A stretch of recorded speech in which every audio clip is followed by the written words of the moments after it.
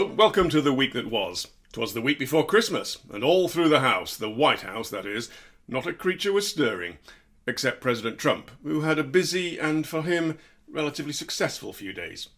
He unwrapped his national security strategy, saying it was based in principled realism. We declare that our will is renewed, our future is regained, and our dreams are restored.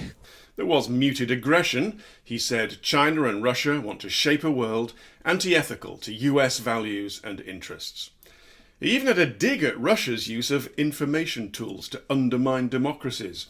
But it was hardly revolutionary. Build a strong economy in order to build a strong defence. Most presidents have said the same.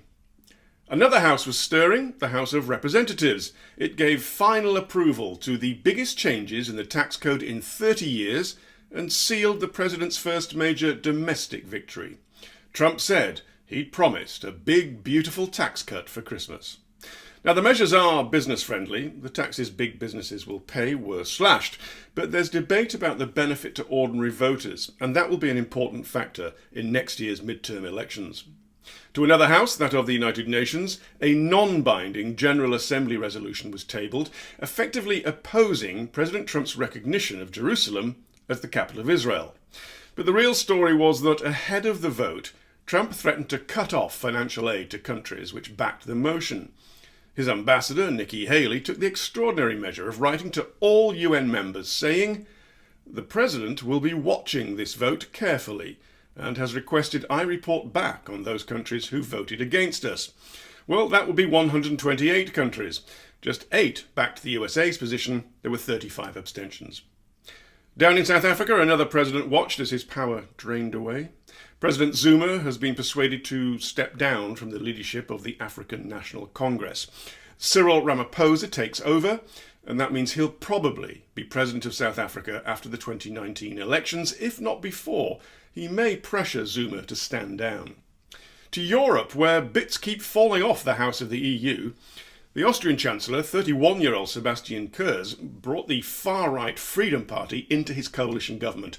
Now, 17 years ago, when the party joined a coalition, the EU imposed sanctions on Austria. Now, well, I have reasonable confidence that this will be a pro-European government, said the European Commission President, Jean-Claude Juncker. Speaking of which, Poland is pushing ahead with reforms which allow the government to interfere significantly in the court system.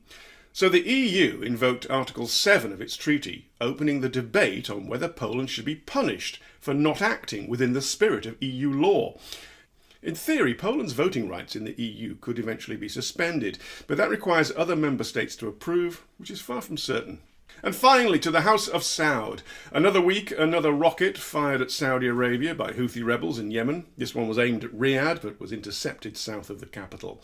The Saudis and Americans believe the missiles are supplied by Iran, which leads to the question, how many can be fired before Riyadh reacts to what it says is the source of the problem? Saudi Arabia also unveiled its budget for next year, and it's the biggest in their history, as the finance ministry tries to drag the country out of recession, partially caused by the relatively low oil prices.